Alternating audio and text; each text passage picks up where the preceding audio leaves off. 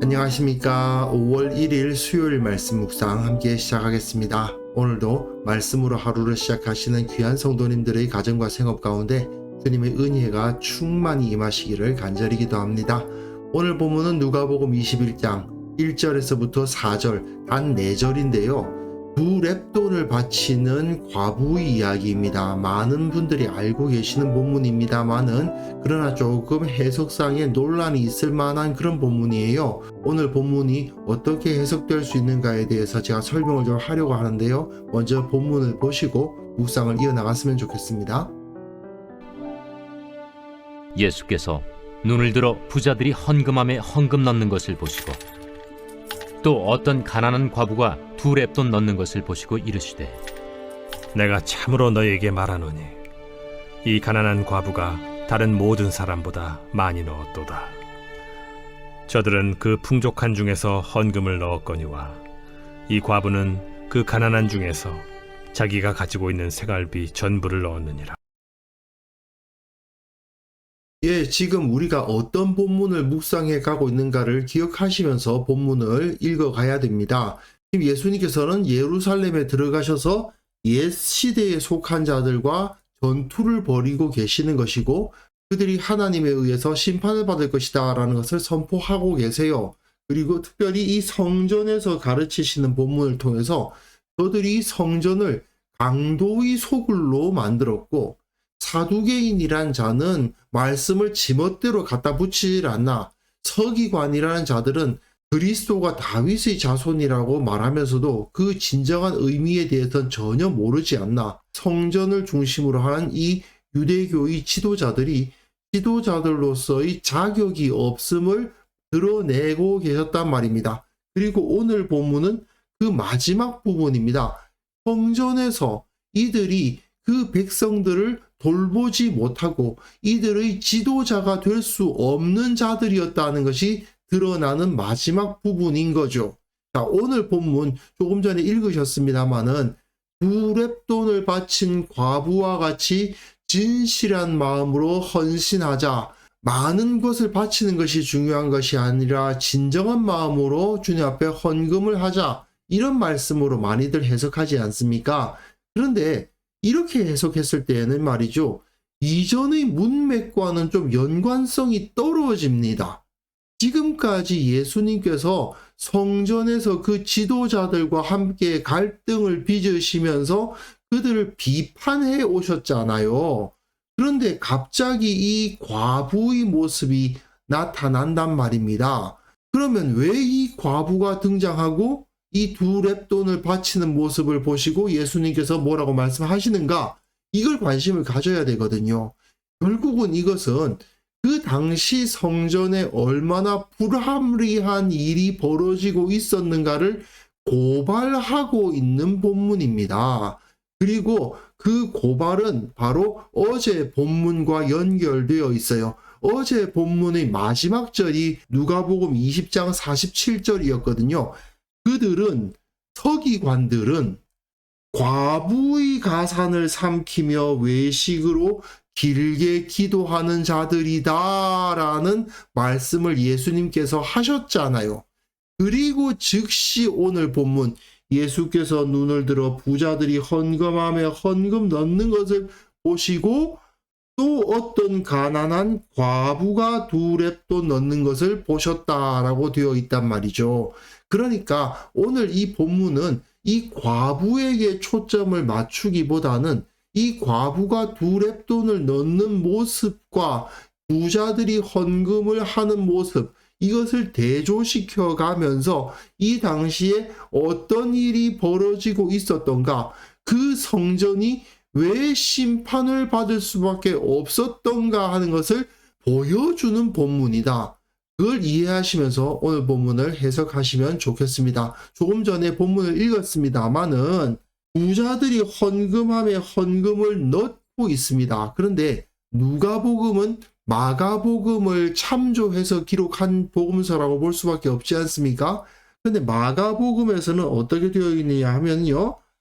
여러 부자는 많이 넣는다라고 되어 있고 한 가난한 과부는 두 렙돈 한 고드란트를 넣었다라고 되어 있습니다.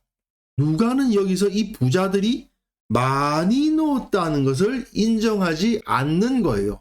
마가복음에서는 부자들이 많은 헌금을 하는 것을 기록했지만 누가는 그들이 아무리 큰 액수의 헌금을 하고 있다 하더라도 그게 많은 헌금이라고 인정 안 하는 거예요. 그러다 보니까 많다는 말을 빼요. 그리고 그냥 부자들이 헌금하더라.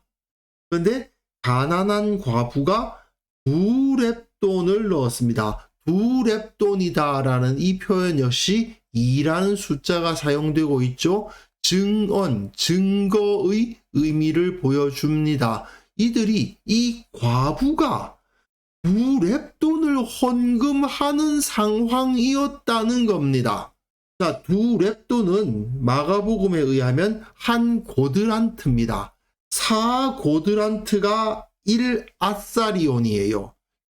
왜 열로 안 나누고 자꾸 4, 16 이렇게 나누나 싶지만 2의 배수로 이제 나누면 다른 사람들에게 나눠주기가 더 쉽습니다. 십진법으로 나누게 되면은 이 5라는 숫자 때문에 사람들이 이 재물을 나누어 갖기가 불편해요. 그러니까 주로 12, 2로도 나뉘고 3으로도 나뉘고 4로도 나뉘고 6으로도 나뉘고 이런 숫자를 사용하게 되는 거죠. 그래서 이 당시에는 60진법을 많이 썼습니다. 5로도 나눌 수 있도록 12 곱하기 5잖아요. 그러니까 2, 3, 4, 5, 6 이렇게 나눌 수 있는 그렇게 단위를 많이 사용했던 것이죠. 어쨌든 2렙돈이 한 고드란트인데 4고드란트가 1아사리온입니다. 그런데 한 아사리온에 참새 2마리를 살 수 있습니다. 그러니까 반 아사리온에 참새 1마리를 산다는 얘기인데 반 아사리온이면 2고드란트네요. 그러면 지금 이 과부는 1고드란트, 2렙돈 1고드란트를 내고 있는 거 아닙니까?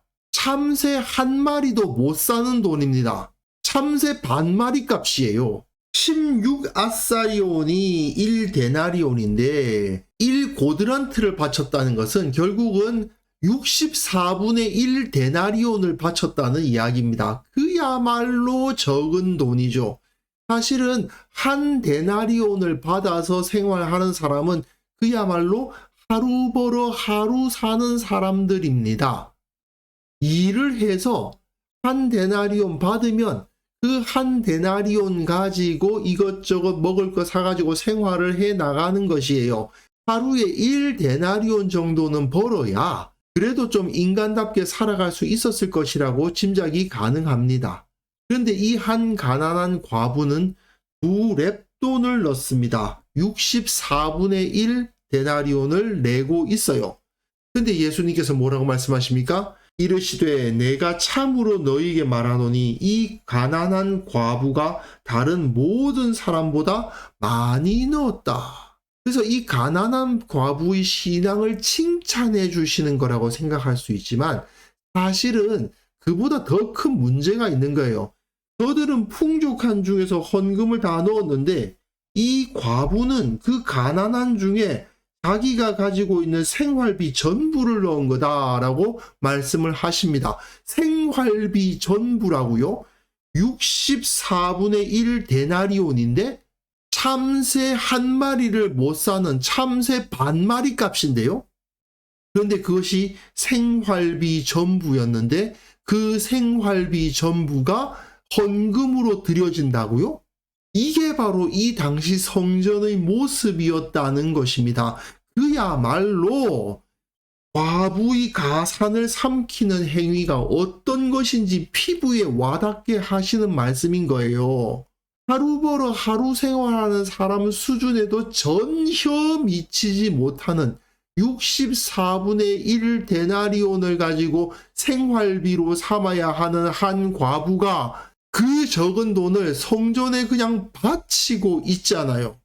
서기관들이 어떻게 가르쳐서 그랬는지는 모르겠지만 이 과부는 이거 바치면 그 참새구이 반쪽도 못 얻어먹을 거예요.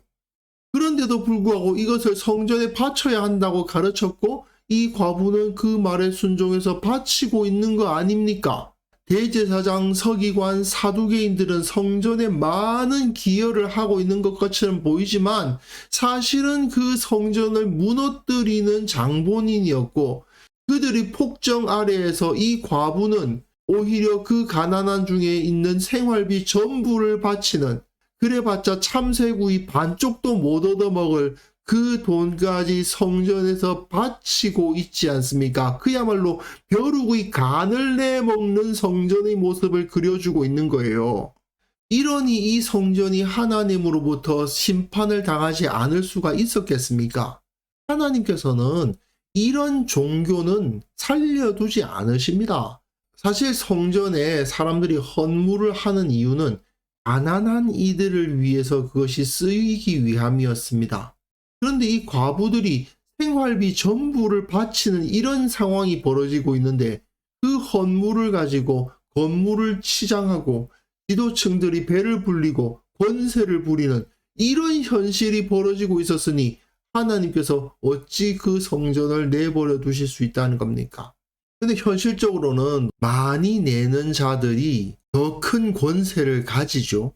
따지고 보면 이 과부가 바친 것이 훨씬 더 많이 바친 것임에도 불구하고 큰 액수를 바칠 수 있는 부자가 그 성전에서 힘을 가지고, 그 성전에서 힘을 가진 자들은 자기의 명예를 세우고, 그리고 이렇게 과부의 두 렙돈까지 싹 훑어가지고 그것을 성전의 수입으로 삼고, 그걸 가지고 뇌물을 바치기도 하고 자신의 영광을 위해서 쓰기도 하는 그런 어처구니 없는 일들이 성전에서 일어나고 있었던 것입니다.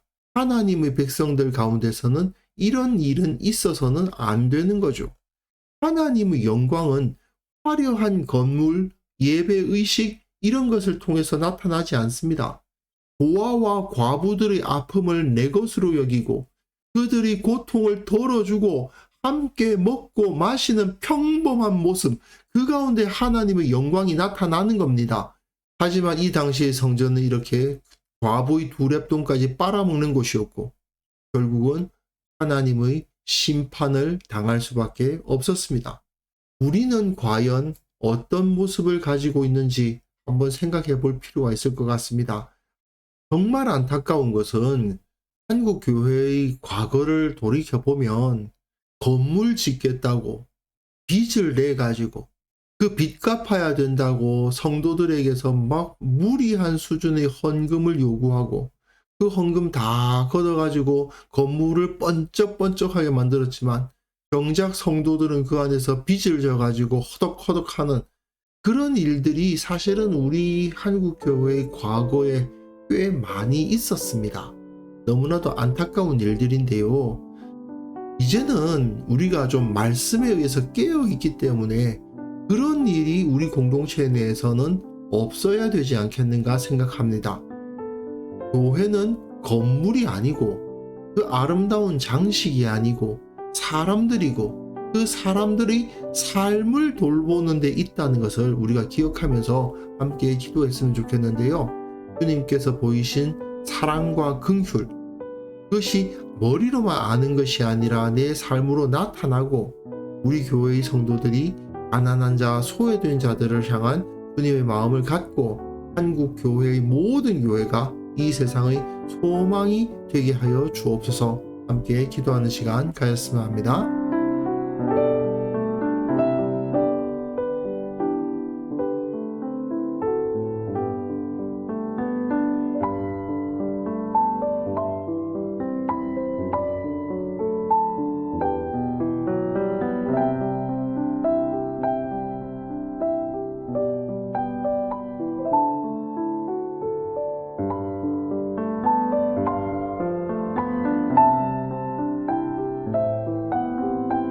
거룩하신 하나님 아버지, 주님의 사랑, 주님의 긍휼이야말로 교회 가운데 나타나야 할 것임을 잊지 않게 하여 주옵소서. 머리로만 아는 사랑, 머리로만 아는 긍휼이 아니라 주님께서 품으셨던 그 마음을 따라 실천하게 도와주시고 참으로 그러한 긍휼을 실천할 때 주님으로부터 오는 더욱더 큰 풍요와 만족을 누리는 그런 역사도 허락하여 주옵소서. 한국 교회가 세상의 소망이 되어야 되겠습니다. 가난한 자, 약한 자, 소외된 자들에게 손을 내밀 수 있는 그런 공동체가 되어야 되겠습니다. 주님, 세상이 구원해 줄 수 없는 저곳에 예수 그리스도의 복음을 들고 세상을 구원하는 그런 역사가 일어나게 하여 주시고, 아직도 이 지구상에서 살아가고 있는 도움이 필요한 자들에게 손을 내미는 그러한 공동체가 될 수 있도록 주여 이 한국 교회를 들어 주옵소서. 아버지, 오늘 하루도 우리가 주님의 마음을 품고 살아갈 수 있기를 원합니다. 주께서 나를 왜 이 자리에 세우셨으며 내가 어떠한 모습으로 주님의 섬김을 나타내야 될 것인지를 알려주시고, 그것을 실천할 수 있는 용기도 허락하여 주시고, 또한 실천할 수 있는 능력도 허락하여 주셔서 참으로 보람되고 기쁜 하루 살아갈 수 있도록 주께서 은혜 베풀어 주옵소서. 감사드리옵고 예수님의 이름으로 기도합니다. 아멘.